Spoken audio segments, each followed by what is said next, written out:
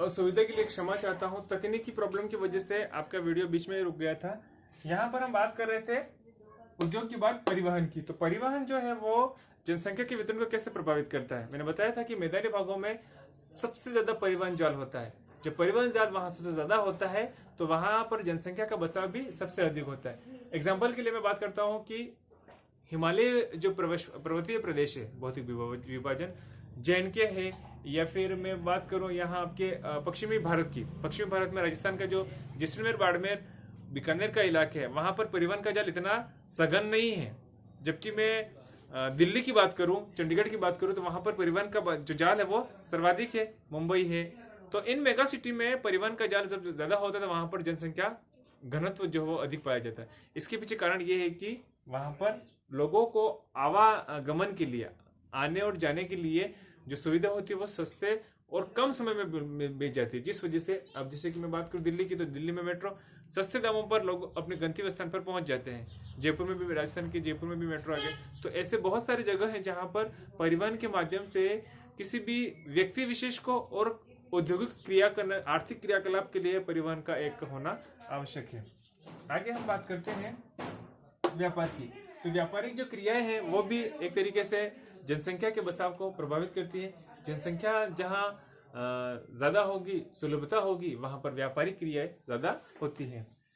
आगे बात करता हूं मैं तकनीकी ज्ञान की। तकनीकी ज्ञान के आधार पर मैंने बताया कि आपको ये जो लाइव टेलीकास्ट हो रहा है या रिकॉर्डेड वीडियो डाले जा रहे हैं, तो तकनीक का मुहिम है। तकनीकी के माध्यम से विश्व स्तर पर जो हम जीवन जीने का तरीका अपनाते हैं वो चीजें संभव हो पाती हैं।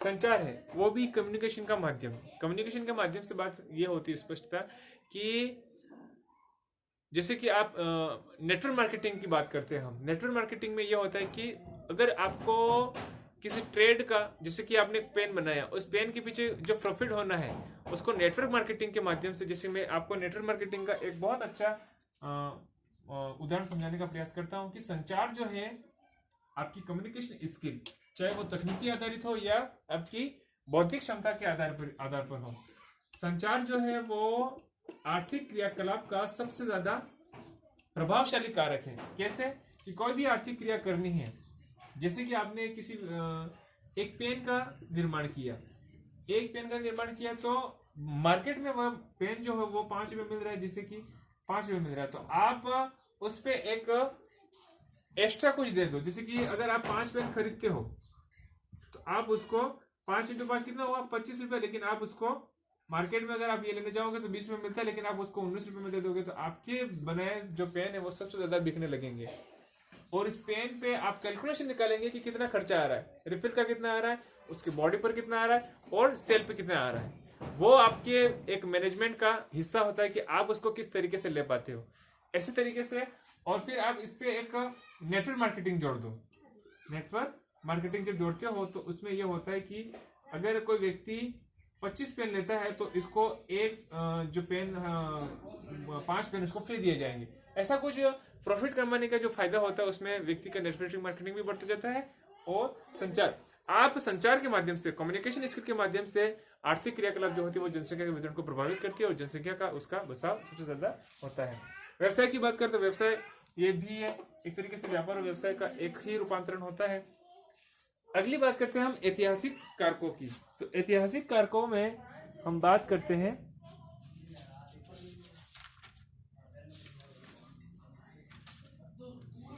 कि जनसंख्या के उद्भव व विकास वाले क्षेत्रों में प्राचीन काल से ही जनसंख्या में वृद्धि होती रही है। उत्तरी भाग में सर्वाधिक जनसंख्या होने का प्रमुख कारण यहाँ की मानव सभ्यता का प्राचीनतम होना और मध्यवर्ती भाग में मानव सभ्यता का विकास बहुत बाद में हुआ है। इसी कारण जनसंख्या का जम्मू में विरल पाया जाता है। इसी तरह भारत में प्राचीन सभ्यताओं के कारण जनबसा जगह पाया जाता है। प्राचीन काल में अनेक सभ्यताएं विकसित थी, यानी कि जो ऐतिहासिक कारक में उसमें ऐतिहासिक पृष्ठभूमि रही है। जैसे कि मैं बात करूं राजस्थान की या पूरे इंडिया की, तो उसमें पानीपत का युद्ध हुआ जब, और गौरी और गजनवी के समय में जब मुगल दरबार भारत का एक आधिपत्य था, तो उसके बाद निरंतर शुरुआत में बात की जाए तो भारत का इतिहास की तो बहुत प्राचीन है। जैसे पुर्तगाल आए, डच आए, फ्रांसीसी आए, तो बहुत सारे लोगों ने भारत की जनसंख्या को एक तरीके से रुष्ट कर दिया और अपने जो जेनेटिक थे उनमें ट्रांसफर किया, जिस वजह से इंग्लो इंडियंस का डेवलपमेंट हुआ, निर्माण हुआ। बहरहाल हम बाद में रखते हैं। ऐतिहासिक कारक जो है उसमें सबसे ज्यादा महत्वपूर्ण कारक बताए हमारे युद्ध में। तो युद्ध के आधार पर जो जनसंख्या का बसाव है वो एक तरीके से नष्ट हुआ है, क्योंकि युद्ध में ऐसी बहुत सारी क्रिया होती हैं जिस वजह से अपार जन की हानि होती है। कई लोग मारे जाते हैं जिसका निष्कर्ष में किसी शासन को, एक व्यक्ति को होता है। हम सम्राट बहुत प्राचीन काल की बात करें तो सम्राट अशोक के समय में ऐसा कहा जाता है कि अशोक सम्राट ने 100 भाइयों की हत्या करके शासन किया। ऐसे बहुत सारे उदाहरण मिलेंगे आपको इतिहास में कि इतने लोगों की मारने। अब 1313 की जो इधर रानी पद्मिनी वाली बात आती है राजस्थान में, तो वो भी एक तरीके से कहीं पर युद्ध का महत्वपूर्ण कारण, जनसंख्या के वितरण को प्रभावित करने वाला महत्वपूर्ण कारण है। प्राचीन सभ्यताएं, भारत प्राचीन सभ्यताओं का देश कहा जाता है, जैसे कि इंद्रप्रस्थ कहा था प्राचीन महाभारतीय समय में इसको। तो ऐसे बहुत सारे ऐतिहासिक स्थल हैं, ऐतिहासिक जड़ता हैं जो हमारे भारत की जनसंख्या को प्रभावित करने वाले महत्वपूर्ण कारकों में से एक जानी जाती है। जनांगीय कारक में हम बात करते हैं मनोवैज्ञानिक कारकों की, तो मनोवैज्ञानिक कारक जो है वो सामाजिक रीति रिवाज, धार्मिक विश्वास, जीवन के प्रति सकारात्मक दृष्टिकोण, ऊर्जावान आध्यात्मिक दृष्टिकोण, योग और धर्म के माध्यम से मनोवैज्ञानिक दृष्टि से हम जीवन स्तर को किस तरीके से बेहतर बनाते हैं, उसके पीछे जो मुख्य कारण है वो कहीं ना कहीं हमारे यहाँ पर सिद्ध होता है। तो इस तरीके से आज हम बात की कि भारत की जो जनसंख्या है वो भौतिक कारक में कौन सी और मानवीय कारकों में कौन सी। मानवीय कारकों में हमने आज की क्लास में चर्चा किया आर्थिक कारक, ऐतिहासिक कारक, जनांगीय कारक। आर्थिक कारक में मैंने बात किया कृषि किस तरीके से जनसंख्या को वितरण को प्रभावित करती है, उद्योग, परिवहन, व्यापार, तकनीकी, ज्ञान, संचार के साधन, व्यवसायिक क्रियाएं। ऐतिहासिक कारक में युद्ध, प्राचीन सभ्यता स्थल, ऐतिहासिक जड़ता। और मनोवैज्ञानिक कारकों में मैंने बताया कि जीवन जीने के प्रति एक सकारात्मक दृष्टिकोण होगा, तो सकारात्मक दृष्टिकोण के फलस्वरूप हमें निश्चित रूप से उसमें जीवन स्तर को उच्च बनाने के लिए जो होता है वो कहीं ना कहीं काम साबित होता है। तो विद्यार्थियों, आपने LBS गोंधरा का यूट्यूब चैनल देखा, लाइक किया, सब्सक्राइब किया, इसके लिए आपको बहुत बहुत धन्यवाद। आपका दिन शुभ रहे।